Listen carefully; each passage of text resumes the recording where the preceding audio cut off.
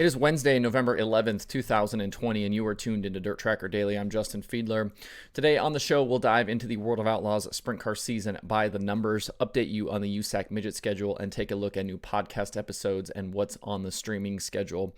But first, this episode is brought to you by Blood Lubricants. Blood carries a high-performance line of synthetic racing oils, and they've got you covered for all sorts of dirt racing applications. Engine oils, gear oils, suspension fluid, cleaning products, you name it, they've got it.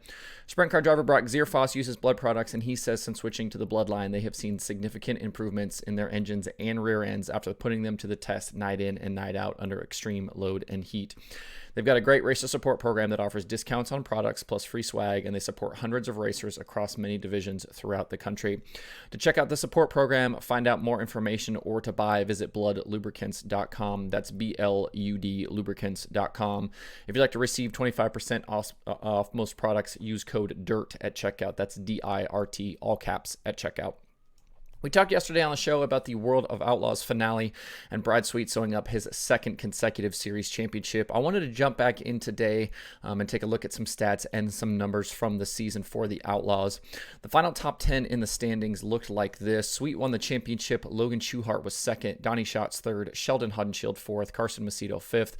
David Gravel sixth. Darren Pittman seventh. Jacob Allen eighth. Parker Price Miller ninth. And Craig Kinzer was 10th.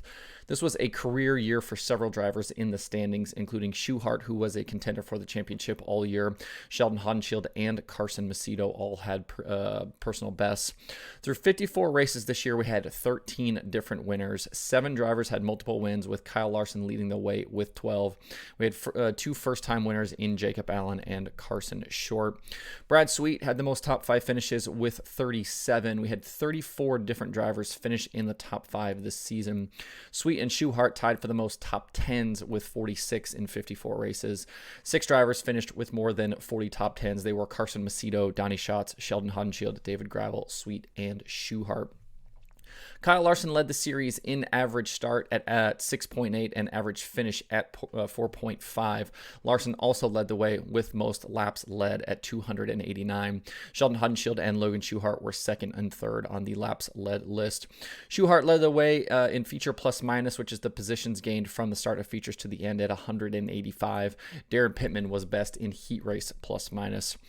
Of drivers with a significant amount of starts with the series this year, David Gravel led the way in qualifying average at just a tick under 6th place. For the year, we had 61% of feature winners come from the front row, either first or second starting positions. The furthest back a winner started this year was 10th. Something interesting, we had winners come from every top 10 starting position this year: first, second, third, fourth, fifth, sixth, seventh, but not 8th. And then 9th and 10th. So if you started 8th this year, you did not win a race, but every other top 10 starting position won a race this year, which I think is kind of crazy. David Gravel led the way in 2020 in the DIRTRACKR.com driver rating stat. That is your qualifying position plus heat race finish plus feature finish. He averaged a 13.94 for the year. A perfect score in the driver rating is a 3. So if you finish, or if you qualify, go quick time, you win your heat race and the feature, that's a 3 would be a perfect score there. His 13.94 was nearly a full point better than the next highest guy, which was Brad Sweet. This stat is kind of a good way to look at who's able to put together complete race nights throughout the season.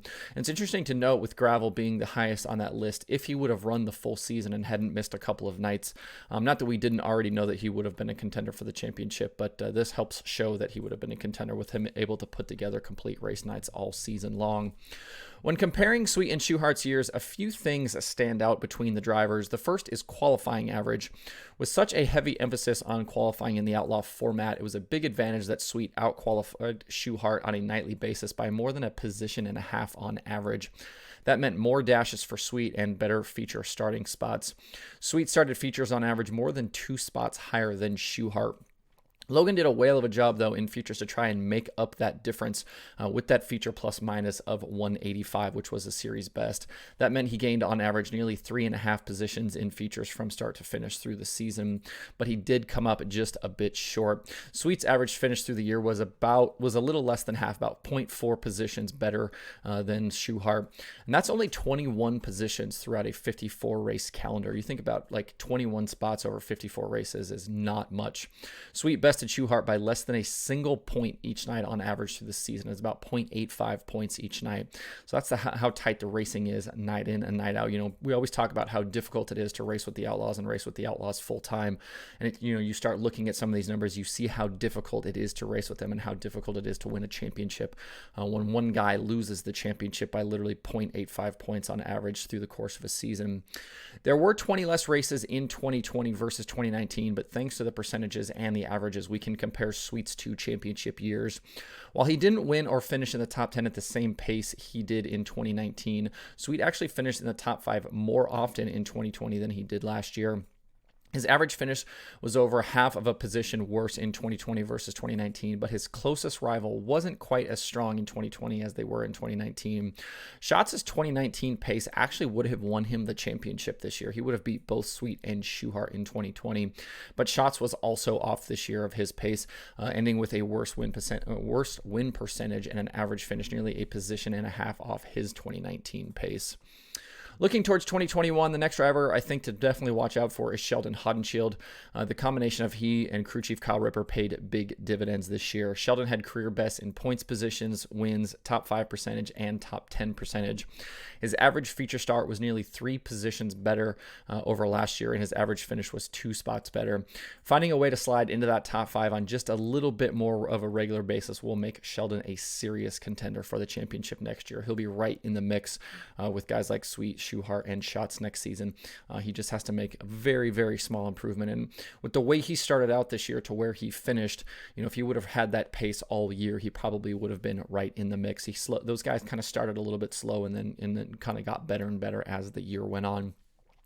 If you'd like to see some of these stats for yourself, kind of go through the numbers and see what you can find, you can certainly do that yourself at DIRTRACKR.com/analytics. Everything I've talked about on the show today is available in there. And I have a whole laundry list of more stats and more things I would like to add to that as now the off season is here for not only the Outlaws and a lot of other dirt racing things, but my NASCAR schedule as well. So I'll have a lot more free time to start adding stuff. So stay tuned for all of that. USAC is getting prepared for a West Coast swing through the month of November, but we found out yesterday that the schedule will look a little bit different than we'd previously expected. The 3-day Hangtown 100 event at Placerville Speedway has been canceled due to local limitations surrounding the pandemic. Merced Speedway has also canceled its special event on November 25th, but in response to the Placerville cancellation, Merced has added 2 USAC midget nights on November 20th and 21st. No spectators will be allowed at Merced those 2 nights, but fans can watch live on Flow Racing. The 2 Merced nights will pay show-up points only to competitors. So the remaining midget schedule looks like this. They take on Arizona Speedway this Friday and Saturday night for the Western World. Then it's Bakersfield Speedway on November 17th, followed by the 2 nights at Merced, November 20th and 21st to close out the 2020 season. If you'd like more information about that announcement, you can find that at USACracing.com. If you're looking for other dirt racing podcasts to listen to this week, there's a bunch of new stuff. Wing Nation has Kyle Larson, Logan Schuhart, and David Gravel. Loud Pedal is talking Dylan Welch's driving career. The Dirt Nerds have Craig Mintz. QuickTime is talking to Ross Weiss. Midwest Autosports has Linton Jeffrey, and there are new episodes of Passing Points and Wednesdays with Wayne. For the full list of shows and episodes, visit DIRTRACKR.com/podcasts.